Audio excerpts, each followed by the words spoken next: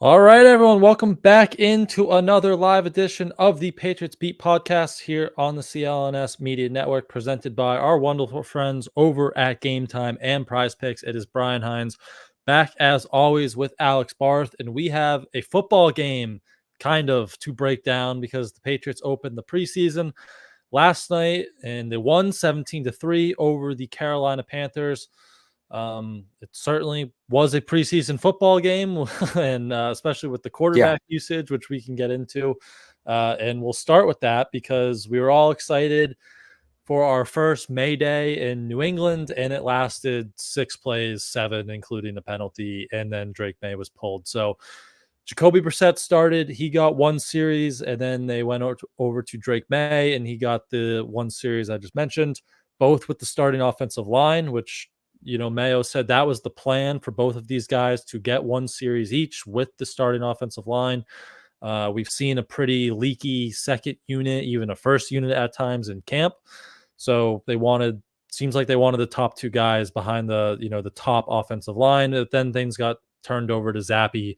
And then we got the full Joe Milton experience there, in the late in the third quarter and the fourth quarter there. But let's start with Drake Maye. 6 plays. I think we were all expecting more. Did you want to see more? And did you agree with the usage there in his preseason debut? Of course I wanted to see more, and I think we should have seen more. He's not going to start the regular season. I think we know that, and you got to get him these reps. And I understand where Mayo's coming from, saying that they don't want to put him out there if they're not sure the offensive line can protect him. I understand that to an extent, but wow, they must really not trust the offensive line. Yeah. That's a major, major red flag when it comes to the offensive line, because you got to give him something. You got to give him some opportunity to get better. And by the way, that includes the starting offensive line that they put him out there with. So where are they at with their starting offensive line, and what does that mean for when we're going to see him in the regular season? No, I think he should have played more. I think they should have found a way to make it work. Hopefully they used last night's offensive line performance to make some changes and bolster things. Vidarian Lowe, as I've been saying, Brian, is not the answer. I think that was apparently clear last night. Not the answer at left tackle. No, I didn't like the plan. I think you should have given him at least a quarter. I understand not leaving him in there a ton. Even just leave him in and hand off. Just let him get the reps. And I came away kind of thinking, okay, they either feel really good or really bad about where Drake Maye is at. But to hear Mayo say the offensive line was part of it, that's kind of a red flag to me when it comes to the offensive line and Drake Maye's prospects of getting in a game early this season. Yep. So would you have rather them say like, hey, starting offensive line, we want you to play out the rest of the first quarter so we can get Drake Maye more reps behind you? Or were you like, okay, the Patriots' second offensive line, it hasn't been great in camp, but we saw David Andrews start, we saw Mike Onwenu start, Chuks Okorafor came back, so that second unit at least had like Nick Leverett, Layden Robinson, Caden Wallace. Would you have trusted that unit to protect Drake Maye, or would you have tried to get a little bit more out of that starting line to, push Drake Maye maybe into the second quarter, or just more than 6 plays, right? And more than 3 pass attempts there. Well, I think another part of it is if that offensive line needs work, let them play more. Let them play together. Let them get used to it. I don't know. It just all we know the offensive line isn't good. They know the offensive line is good, but it felt isn't good. But it felt like it had a chance to maybe make some progress, and they just didn't. Yep.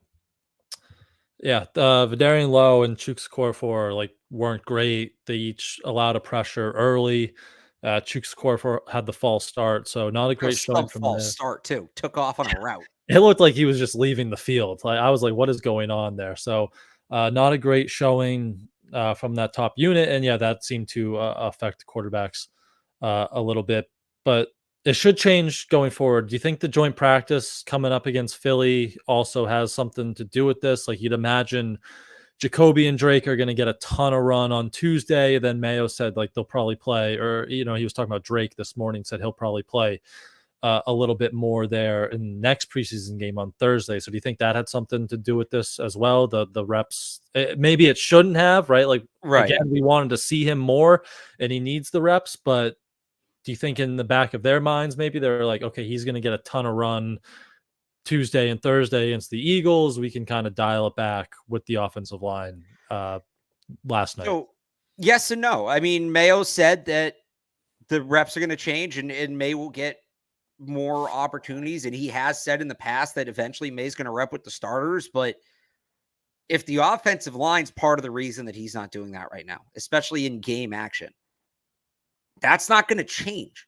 Yep. So it doesn't mean that we saw that they'll put him out there with that starting offensive line. They did that last night, but that unit's not great. And so that kind of puts a cap on how many opportunities you're going to give him. And that's what worries me. Because it's not getting fixed this year.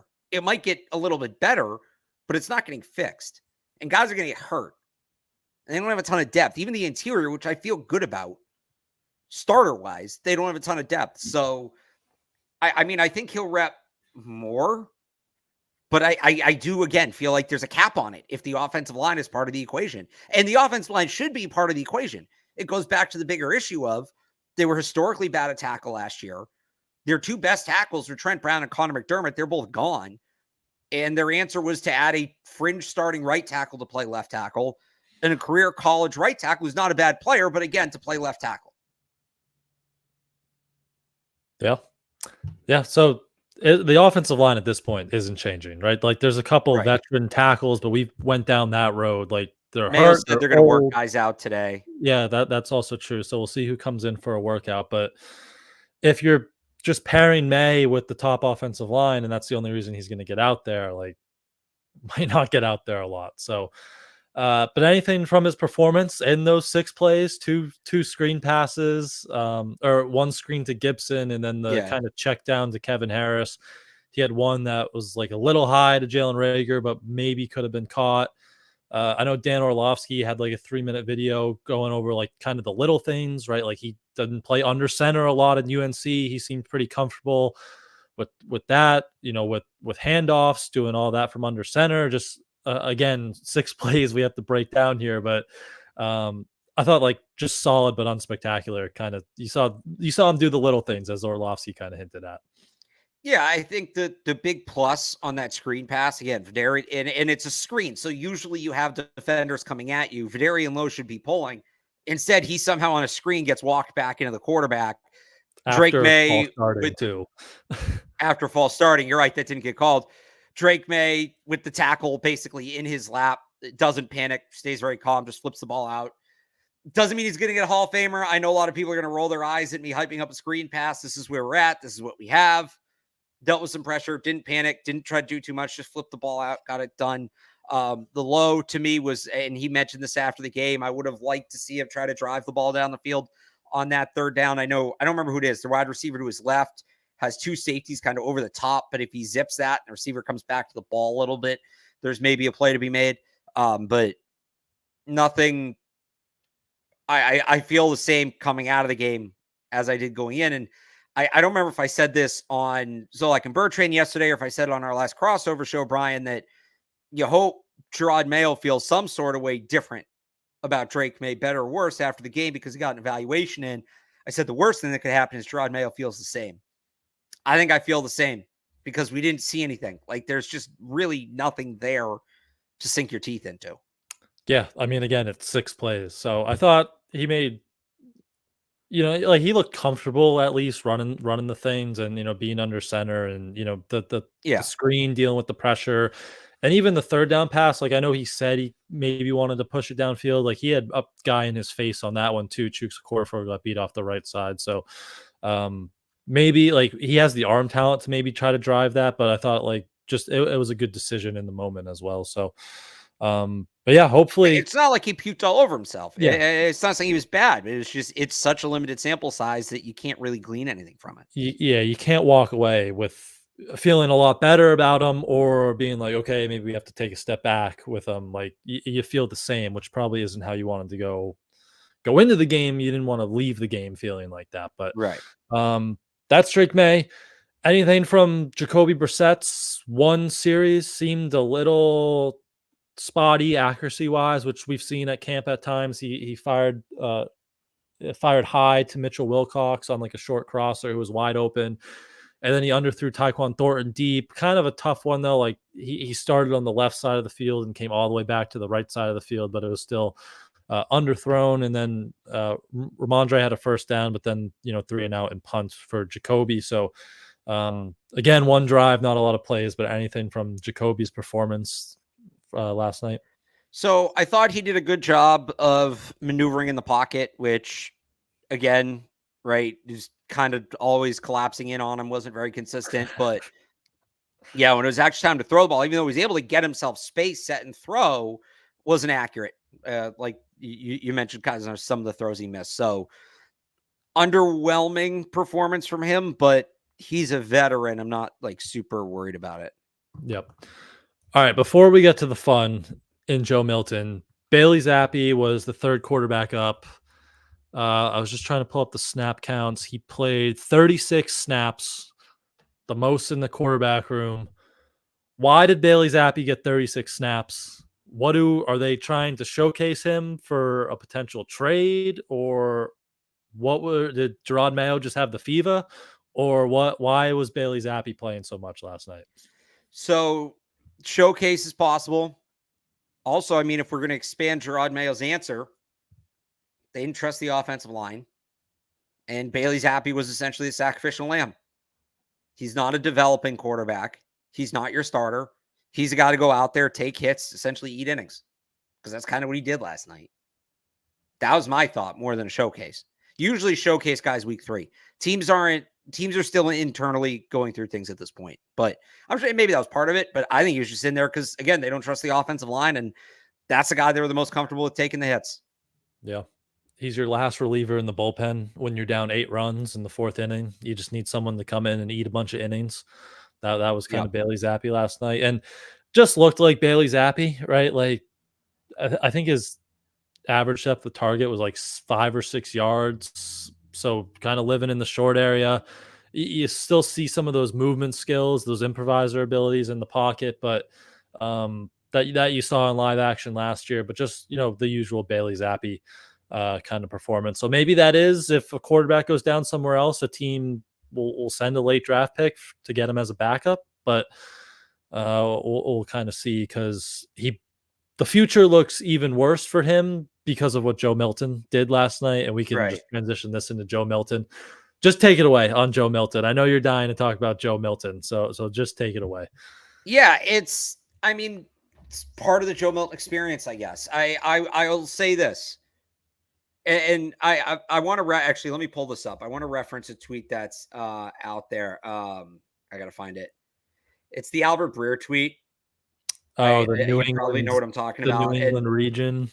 Yeah, I mean, people are mad. He said New England's collective lack of college football knowledge makes it the ideal mark for Joe Milton Mania. And I know people are mad. He's not wrong. I'm sorry. You don't get to complain about that tweet when I have 100 people in my mentions every time I'm tweeting about college football, including relative to the draft and the Patriots.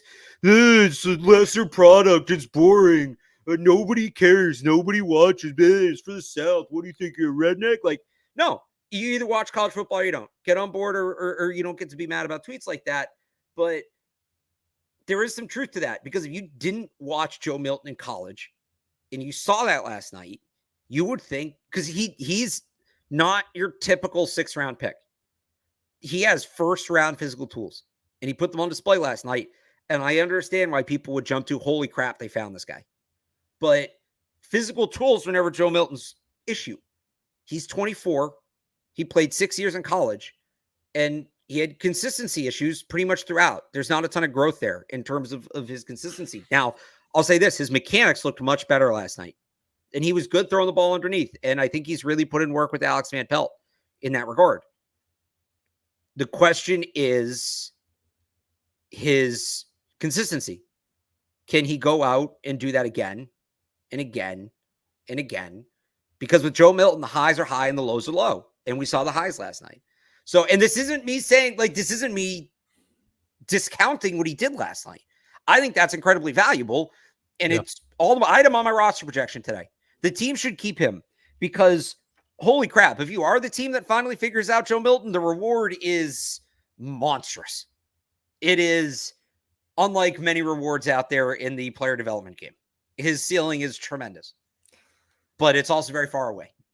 And I think they should hold on to him. I think they should continue to work with him. I think they should continue to develop him. I would even consider him a package player this season. Have a couple plays as a quarterback where he's in Hail Mary specialist, QB sneak specialist, just figure out creative ways to use his unique talents.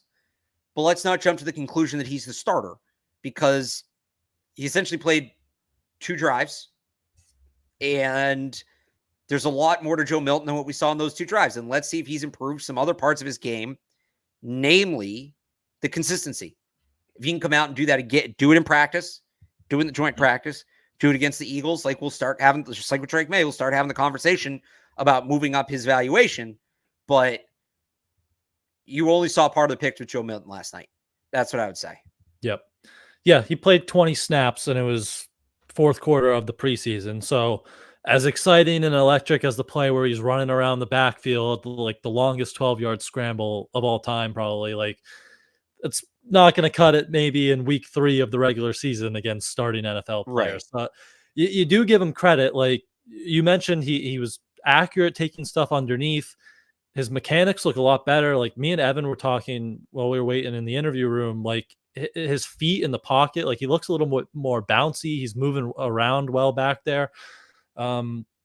He did almost have, like, he got kind of lucky. He tried to drive one out to Kayshon Boutte. I think it was Kayshon Boutte. And it almost was a pick six. It was close to that. But, he rebounds nice with the touchdown. So the physical tools, as you said, are obviously there. And you saw that. And that's worth building upon. What we don't have to do is the whole Malik Cunningham thing like last year. Right. Let's just start Malik Cunningham. Now it's more than Malik Cunningham, because he's an actual quarterback. He's better. So there's more to it, but we do not need to do the whole, is he starting, right? Like, is he going to jump Drake Maye? Like, we're nowhere near that part yet. And I saw someone in the chat say, like, the ideal outcome, Old Man Mob had it here, like the ideal outcome for Joe Milton, assuming Drake Maye is the guy, is like, right, yes, he lights it up in the preseason, and then someone will give you a 5th or a 4th, 3rd higher pick to take a chance on those tools and if he can string some consistency together in the preseason here going forward. I don't know about this year. I think that's like a 2 to 3 year thing. I don't think that's going to happen right now, but I absolutely be excited about it. It's if you don't watch college football, it's hard to put it in the proper context. If you didn't watch Joe Milton at Tennessee, it's hard to put it in the proper context. Boomer bust player. And that's on a play-to-play basis. Like you said, he had some exciting plays last night. He almost threw a pick 6. That's kind of what you're going to get.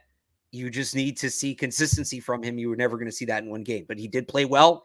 He deserves credit for that. He should make the roster. That doesn't mean he's about to be the starting quarterback. Yep. Anything else on the QBs there? Or the plan? Expect much difference going forward? That's pretty much it. Yeah.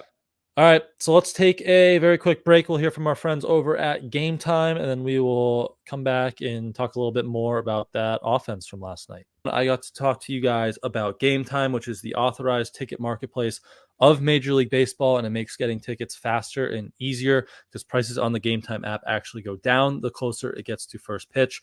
With killer last-minute deals, all-in prices, views from your seat, and their lowest price guaranteed, Game Time takes the guesswork out of buying all your MLB tickets. They have flash deals to save even more with exclusive in-app deals on select seats ahead of the game or event, and zone deals to save if you're looking to sit in a specific section. It is baseball season, and the Red Sox are hot, and while they're going on the road for the next week, they'll be back in Fenway against the Yankees, where you can see All-Star Game MVP Jarren Duran as the Red Sox continue to make their playoff push. And if you're in the Boston area, if you're around Fenway, Cask and Flagon, Bleacher Bar, getting a bite to eat, getting a drink, Game Time has last-minute deals where you can save up to 60% off on buying last-minute tickets for sports. So make sure you check the Game Time app right before first pitch to make sure you're not missing any last-minute deals. And you can even get your comedy, theater, or concert tickets on Game Time as well. So take the guesswork out of buying all your MLB tickets with Game Time. Download the Game Time app today, create an account, and use code CLNS for $20 off your first purchase. Terms apply. Again, create an account and redeem code CLNS for $20 off. Download Game Time today. Last-minute tickets, lowest prices, guaranteed. All right, we talked about the offensive line a bit there with, Drake Maye and Jacoby Brissett, but we'll just do a little bit more on them here. We did see, City So was limited Tuesday. He was back in. He started. David Andrews, Big Michael Winu rounded out that interior three. And then Vidarian Lowe was the left tackle. Chooks Core was the starting right tackle. He hasn't practiced in the last 3 sessions either, so that was kind of encouraging. I know, again, we talked about them, but was there any other takeaways you had from that starting unit, and then maybe even going into that second unit with the likes of Caden Robinson or Caden Wallace, Layden Robinson, those guys in the second unit? I mean, the top tackles were rough. Lowe struggled to block. Penalty from Chooks Core. He got walked back once. Second unit, I thought Wallace, I mean, he had some rookie moments, but I thought there was some encouraging signs there, which all the more reason to put him with the top group. And then I thought Nick Leverett played well, and he continues to kind of establish himself as that backup center. So yeah, he had that one pancake on the Kevin Harris run where he just finished the dude into the end zone. He looked good. Yeah. Oh, wow. We have some breaking news. Oh, wow. What's that? According to Ian Rapport, the Patriots are releasing wide receiver JuJu Smith-Schuster. How about that? JuJu Smith-Schuster. Okay. So, I mean, that was expected. Maybe not now, but right. That was, although I was kind of getting to the point where I figured they might just do this in training camp to free up more snaps. And, he is a veteran, so maybe just give him the chance. If someone would even want to take a shot at him, like give him a chance to go out there and find new work. But yeah, so I'll be honest. My first rewatch, I still need to get through the game 1 or 2 more times. I was mostly looking at the receivers and the quarterbacks. The linemen and the quarterbacks. I wonder if there was something they saw last night that was just like he's completely done. Yeah. I mean, he's looked done in practice. He's had drop issues. He hasn't been gaining any separation. The body language just doesn't look like he's mentally there. Like, he looks like someone who kind of knows he's done. So this will be interesting. Now that he's out there, if someone would take a chance, or maybe retirement is in the picture. But the fact they released him makes me think there's still a chance he can play. The fact they released him makes me think he thinks there's still a chance he can play. Because if he was going to retire, he would have retired. I think he's going to go and see what the interest is. Yep. So that is, I was pulling him up, $9.63 million dead cap hit this year. They obviously have the money that they can eat that and make that work. And then it's 2.6 dead cap next year, but they'll free up $7.5 million in savings in that process. So yeah, I mean, it's the writing was on the wall kind of throughout camp. Like, he was looking very slow again, just not like, doesn't have any explosiveness left to him. Seemed like it was heading this way, and he's been passed on the depth chart by, the rookies and KJ Osborne and probably Tyquan, Jalen Reagor, Kayshon Boutte even. So it seemed like this is where it was headed. But yeah, there you go. JuJu Smith-Schuster officially released. Not the greatest Patriots tenure, I would say, but the JuJu era here in New England is over. So anything else there with JuJu? We can talk about the receivers in a second, but yeah, I mean, we've talked about him a bunch. I was going to say we're going to need something to talk about now on the show, so we need to force in, a down take, because he's been the guy, but he's kind of just been penciled into our stock downs or losers. Yeah. So, Mitchell Wilcox is still here. Young room now. Yeah. Young room. I guess that's my big takeaway. I had said this. If JuJu Smith-Schuster, when people would ask me, like, what is the argument for him to make the roster? Like, if he has a chance, it's that he was a veteran. And Kendrick Bourne is an experienced player. I think Bourne's the only one. How long has Reagor been in the league? Reagor's been in the league 5 for Reagor. 5. So Bourne, this is Bourne's 8th year. Yeah. Osborne and Reagor are going into their 5th year, and then Tyquan is his 3rd year, and then everyone else is a 1st or 2nd year player. Young room. Young room. And look, you can absolutely get by with that. But yeah, I thought that if he was going to make it, that's how he was going to make it. Yep. All right. We'll get back to that room, but we were talking about the offensive line before that news broke. Caden Wallace, yeah, he played left, he played right. We've seen that in camp. I thought there were some encouraging signs there. Probably their best tackle last night, because Lowe and Okorafor didn't look great. But do you think maybe we'll get into that joint practice and we'll see Caden Wallace back up with the top unit? Or I hope we have so. practice. We have practice Sunday and Monday as well. So do you think we might see some movement at that top unit? If not, I'm going to be really worried, because that means that they saw Vidarian Lowe out there and just go. They're going with that. Like I even if it's not Caden Wallace, just somebody else, Calvin Anderson, somebody else at left tackle. They need to give somebody else a try. Yep. And as Gerard Mayo said, they are working out some guys today, so we'll see if there's anyone intriguing on that list, and if they make a move there. They have a roster spot now that they cut JuJu Smith-Schuster. So we'll see what happens there. But to that receiver room, anyone stand out to you last night? We got a lot of. Let me pull up the snaps again here. I'm on Juju's contract. We got a lot of good amount of Jalen Polk. Javon Baker got a fair share of run. Kayshon Boutte led the team in yards, receiving yards there. Did any of those young guys who got a good amount of runs stand out to you last night? I thought Kayshon Boutte had a really good start. He struggled late in that game. He had a drop. He misplayed a ball over his head, but he's had a few good practices, and I think he's building momentum. I had him on my roster projection I put up this morning on 985thesportshub.com. Taekwon got open deep once, which I guess is good, but there's still the issue with the injuries and all that. I think Boutte was the big winner from the wide receiver position last night. Yeah, I don't think he finished great, and it's still just that inconsistencies you see with him. But he started well. Like that 28-yard catch was pretty impressive. So we'll see if he can build off that.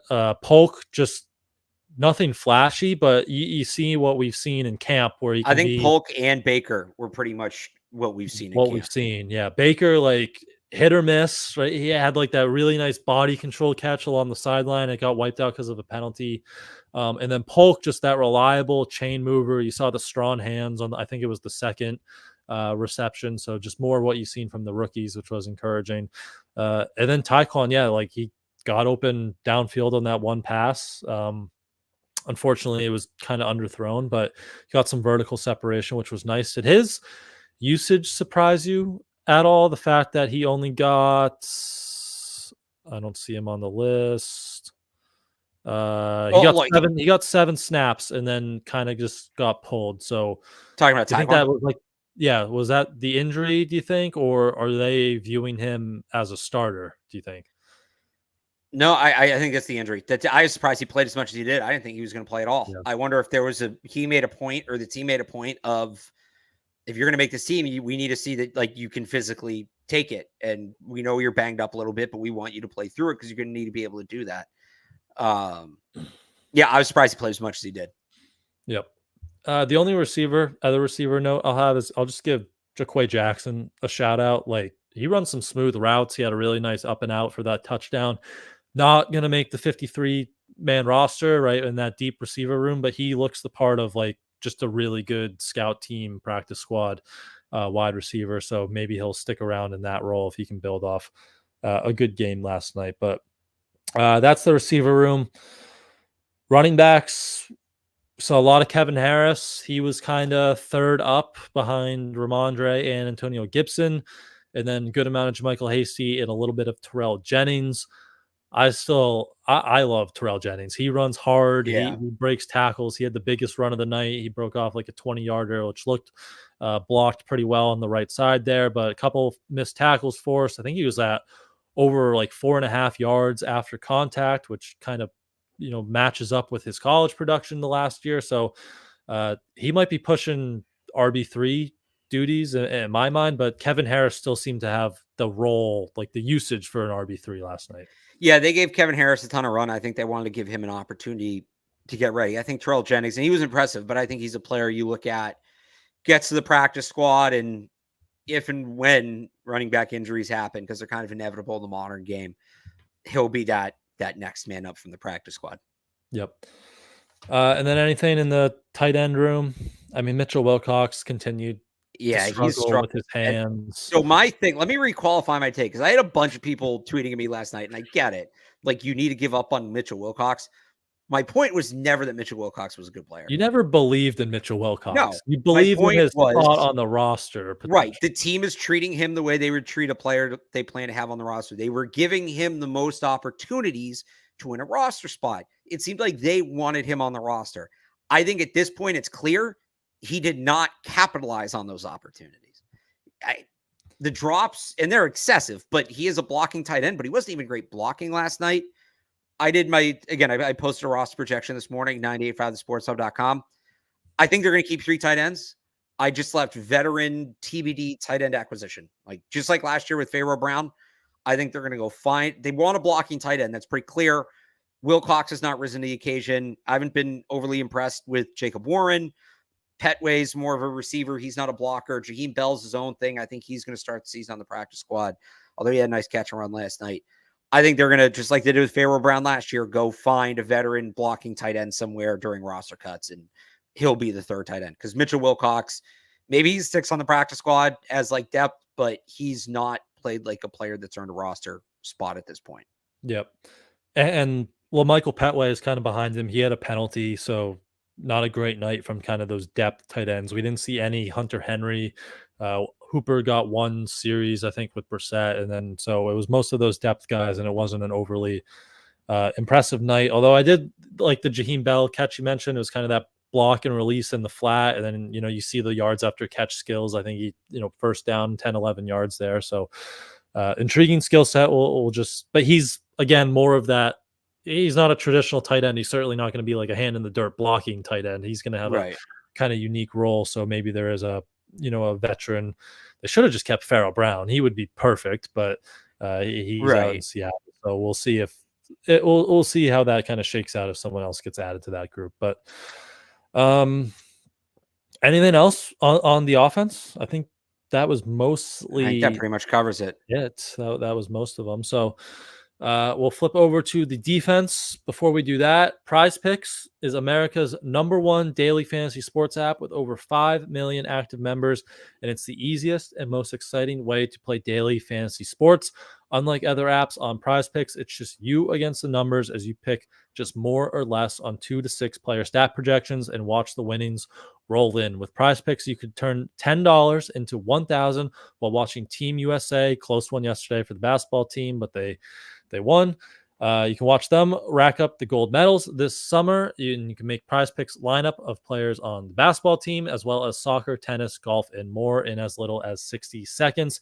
And if you're looking for promotions, Prize Picks has got you covered every week, from lowering select player stat projections on Tuesdays to help your lineup hit, or getting your entry fees back if you have a losing lineup on Fridays. That's today's.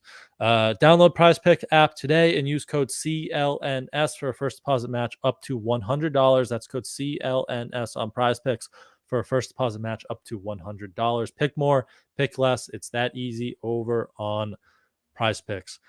To the defensive line in the front 7 dominated. I think it was like a over 50% pressure rate. Jeremiah Farms, give it up for him, give it up for Taylor. Big night for those two in the Jeremiah Farms hive. 5 pressures for him. O'Shea Zimenez, who we've been talking a lot about this summer, was as disruptive along the edge. So some really good pressure throughout, and some encouraging performances from those guys up front there. Yeah, I thought Jeremiah Farms might have been like the best player on the field last night for them. And we know he can play the run, but as getting interior pressure, and look, he'll need to do it against better competition, but that's what they're going to miss the most with Christian Barmore. And I don't think Jeremiah Farms is going to play to the level of Christian Barmore, but to be able to get some sort of interior pressure presence is very encouraging. So I don't know that I felt better walking away from that game last night about any player than Jeremiah Farms. Yeah, he was really good. And I think he only played like 80 snaps down the stretch, maybe not even that many last year, but there was a little sign of that, like a little juice from the nose tackle spot. And then, as you said, we know he can kind of play the run. So he's an intriguing guy. He was probably on my roster projection going into the night and definitely solidified that. I don't know. Was he on your projection this morning? And I had him on from the beginning. I had Okay. the only one I decided last night up front was I left one spot for Tristan Hill or Mike Purcell, whoever impressed me more, and I gave that to Tristan Hill. I thought he was sneaky good last night as well. So, Yep. He had, I think, a couple pressures at least, or at least one. So he's he continued had to that flash. one that probably should have been a strip sack. Wasn't that him? Was that the one that got called back, or like they ruled him down? I think they ruled it incomplete. I think they said his hand was moving. Oh, yes. There were Yeah. weird reviews like that all night, it That seems like. was the refs were annoying That last night. that's what you get when it's Jake Plummer or not Jack. Jack Plummer and Jake Lutton over there for Carolina taking care of the ball. Right. So, yeah, Tristan Hill. Are you surprised by Mike Purcell's just usage kind of right out of the gate here for a guy who signed a week ago? No, just because he's 33 years old. He's been Veteran. here before, albeit briefly. Yeah, he seems like a guy that comes in would come in ready to go. Yep.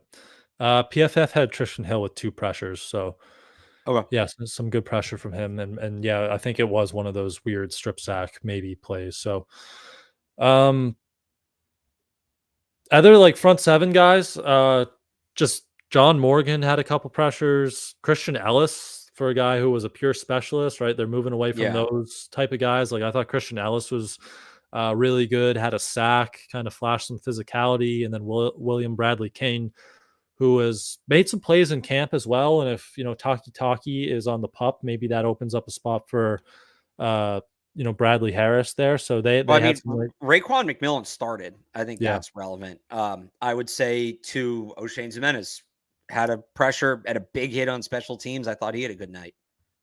He dropped that guy on special teams. He's fun to watch. There's Man. a great picture of it too that's going around. Oh, is it? I don't know if haven't you've seen that one. He's fun to It's in my watch. roster projection.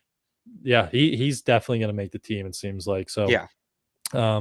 Good game from him. Almost had a safety there at the end, one of his pressures. So good night from him. Dietrich Wise, just one snap, one sack. Just cool to see that. Just he's ready to go. Yeah, Dietrich Wise is ready to go there. So, and Anthony Jennings looked like Anthony Jennings along the edge there. He got a little run there early. So, not much from Keon White, but maybe not expecting much from Keon White. But anyone else there, kind of that front 7 that stood out to you there? I think that's pretty much it for me. Yeah. Secondary. Gonzalez started. It was Gonzalez, Marco Wilson, and Sean Wade were the top 3 cornerback duo or trio. Were you expecting that, or did that kind of surprise you that Wilson and Sean Wade were the first 2 up there opposite Gonzalez? Yeah, a little bit. Marco Wilson, especially. I had thought they might give it to the younger guys, Isaiah Bolden, Marcellus Dial. Wade. I still think Wade's going to make the team. I know people are kind of over him, but an important thing to consider, if they're going to play John Jones on the boundary, Marcus Jones, your starting slot corner, he gets hurt a lot. They don't have another true slot corner. Dial has played there, but not a ton. Bolden played there, but not a ton. Like Wade's your primary slot corner. Now, if we see Isaiah Bolden or Marcellus Dial, I don't think it will happen with Marco Wilson, but I'll throw him in there. If we see one of those guys start playing in the slot a ton in the next week or two, that's not a great sign for Sean Wade. But I think they're planning on Sean Wade being a member of this team. Yeah. I mean, we've talked about it a lot. Like he was really good in the slot last summer, and then injuries in the regular season kind of forced him back to the outside. But now that he's back in the slot in camp, you've seen him even in the red non-contact jersey at times. Like he's been pretty active. He had a couple pass breakups, and then last night, starting in the slot, had another pass breakup. So right. I know, like Evan was saying after the game, he wants to go with the young guys and, with Isaiah Bolden and Marcellus Dial, which, I get, but the usage and, the level of play from Sean Wade, I thought it's been pretty encouraging and might be a sign that he's on the roster here going forward. Yeah. Yeah. There's going to be an odd man out. It's going to be tough, or maybe 2 between Wade, Bolden, Dial, and who's the fourth one I'm missing there? Wade, Bolden, Dial, Wilson. There's going to be an odd man out there. And it's tough. I think it might be just based off last night. Is Alex Austin in that group too? I have Alex Austin on. I still think Austin's like a half step ahead of those guys. But if you want to throw him in there, but yeah, it's going to be interesting to see how that breaks out. Yep. I just looked. Isaiah Bolden played 9 snaps in the slot and 7 out wide. PFF had them, so maybe obviously was behind Sean Wade, but he was still getting versatile looks there. So Right. we'll see if his usage how that continues to track. But back end, no Duggar, no Peppers, as kind of expected. We got a good amount, a little bit of Jalen Hawkins. I thought Jalen Hawkins played a good amount. Yeah. Yeah. I was trying to find his snaps here. Maybe he didn't. Hold on. Did he not? I felt like I saw him out there a good amount. Schooler got some good run at safety. He even played Hawkins only played 11 snaps. I felt like he was I feel out like I there saw more more than too. that. Yeah. And then Schooler. Where was he? Schooler got some good run at safety. Del Pettis. So, all right, let me ask you this one. Roster battle. Most snaps, 45 defensive snaps from Schooler? Del Pettis. Schooler, they only have Schooler with 8 defensive snaps. I thought he played more. He was out there early, though. I feel like that was why. Del Pettis or Joshua Bledsoe for the last safety spot? On the roster or on the roster? Practice squad? On the roster. On the roster. They're gonna so your 3 like primary starting safeties, right, are Peppers, Duggar, Hawkins. Yeah. Schooler's going to be there, but I still think him playing safety is a break glass in case of emergency thing. I do think they'd like to have a buffer there. And that to me is Joshua Bledsoe or Del Pettis. And I'm giving it to Pettis right now. Still a lot of time to go. I'm hardly locking that in, but I think I'm giving it to Pettis right now. Yeah. I mean, I think they've talked so highly of Joshua Bledsoe the past few years, but new coaching staff. Like the secondary and defense is that's true. Kind of the same, but still, like Joshua Bledsoe is kind of Joshua Bledsoe. Like maybe there's a point where you just take the younger guy, and Del Pettis has flashed, and he's been pretty encouraging. Right. And even though he's flashed the physicality, like I think he played more of that free safety too at Troy. So that's another maybe free safety in the mix there where, Bledsoe is that box safety. So I'd probably lean Pettis. I'd probably be with you right now. Take the youth and maybe upside over a guy who they like, but you kind of know who he is in Joshua Bledsoe at this point in his career. Yeah. So yeah, I think a little bit or a lot of AJ Thomas too, who they just signed, but he's probably behind all of those guys there. He's only been here a week, but yeah. Anything else defensively? I think that's pretty much it. Just some of those, again, those front 7 guys, the pressures were off the charts. Like John Morgan, give credit to him. 2 easy sacks, but he made the plays. And then, Willem Bradley Kane, a couple pass deflections, and those guys were swarming around all night, gave the Panthers front some issues. So, someone said Mikey Victor, he had another pass breakup. Yeah. Showed off that length, and then he almost had the interception too. So good call as well. That whole cornerback room. I think most years Victor would be a guy we'd be talking about for roster spot. It's just so many players ahead of him, but he's somebody, if they can get him to the practice squad, we'll revisit next year. And definitely has a chance to be an NFL player. It's just he's got a lot of competition on this roster. Yeah, even like Azizi Hearn, I have to watch it back a little more closely, but PFF graded him as their highest rated coverage man, Azizi Hearn, last night. So. But there's just, again, he had some trouble tackling last night, though. That was what I noticed from him. I did think the tackling as a whole was pretty good for the first preseason game. I know they've done some live tackling drills, so maybe that helped. But I thought as a whole that they tackled pretty well last night. But yeah, Azizi Hearn maybe was one of those guys who had some issues. So think that's it for defense. Special teams. We saw the kickoff for the first time. Any takeaways? I mean, Mayo said this morning, like, it's pretty vanilla scheme-wise in the preseason here, but any takeaways from that kickoff now that we finally got to see a little bit of it? Not too many kickoffs, but we got to see a little bit of it live.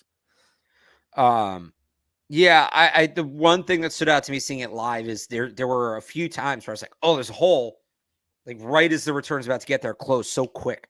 And bang, I think there's going to be a much more of a bang play now than it was in the past. And I think quick in the past, it was speed for kick returns, quickness for punt returns was kind of how you looked at it. And I think quickness is going to play a much bigger role in kick returns now.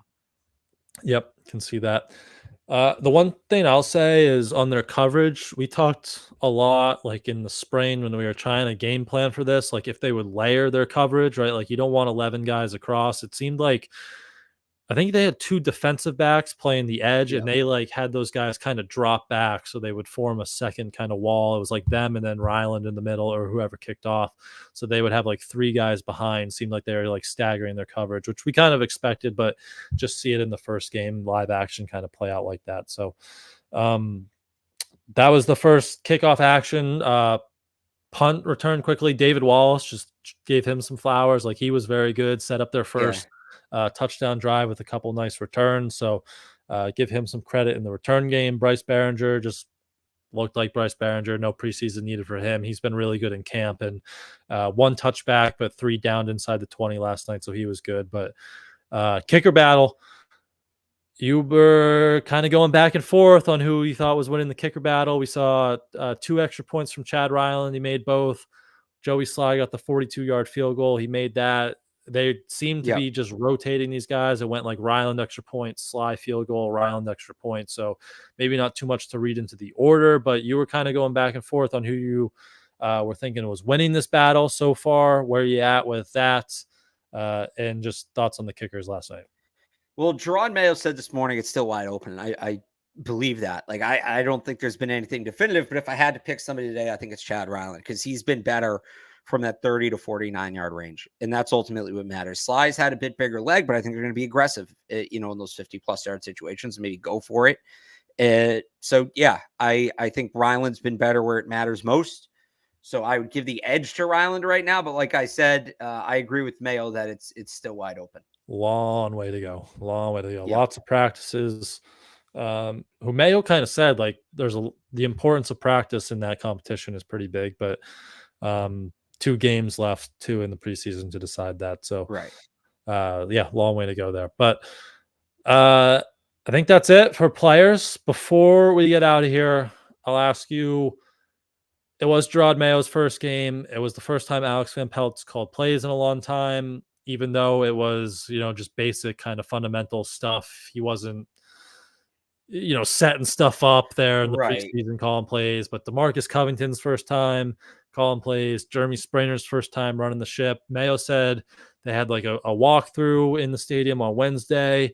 He said the communication was, good throughout the game, although there's a few things to clean up on.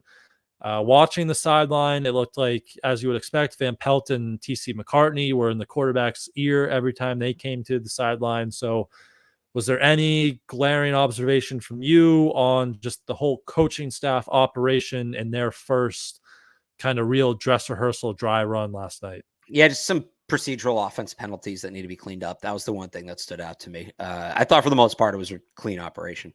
Yep. No, didn't look like they did have one play. It was Dietrich Wise's sack. They only had 10 players on the field. Didn't come back to hurt them, but that you have the preseason to try to hammer out those substitution errors and those things, but it looked cleanly. Mayo did throw 1 challenge flag. He lost. We didn't see. I've been trying to find a replay of where he was keeping the challenge flag. If it was in his, I don't think. I didn't see that. But no. Because he came, I don't think it was in his sock, but it must have been in some pocket somewhere, or I don't know if he had someone holding it for him. Maybe we'll have to ask him, see, or get a better replay of it. So maybe we'll see on that. But I think that is it. Any last thoughts from preseason game 1? Nice game. Did some game action, even though we didn't see exactly the quarterbacks we wanted to see. But any last thoughts, or maybe a quick early look ahead? We have, again, Sunday, Monday practices, and then Eagles are here for Tuesday joint practice. Anything you're looking forward to? Just I want to see what the new offensive line looks like. I want to see what the new offensive line looks like, and how they use the offensive line. Not much has changed there. Yeah, same things we're looking forward to. But all right, we'll wrap it up there. Again, practice Sunday. It's the season ticket holder practice down at Gillette. So If you are able to go to that, would definitely recommend. And if you're not, we will be back to recap the practice right here. So make sure you're locked on to Patriots Press Pass and subscribe to the channel, and even turn on your notifications so you do know when we go live. And in the meantime, you can follow Alex on Twitter at RealAlexBarth. Head over to 985thesportshub.com for his Patriots coverage from last night's game. He's got a fresh roster projection up there for you to read. And you can also follow me on Twitter at I am Brian Hines, and head over to patspulpit.com for our preseason game 1 coverage over there as well. So thank you guys for tuning in with us this afternoon. Have a wonderful weekend, and we will see you guys on Sunday.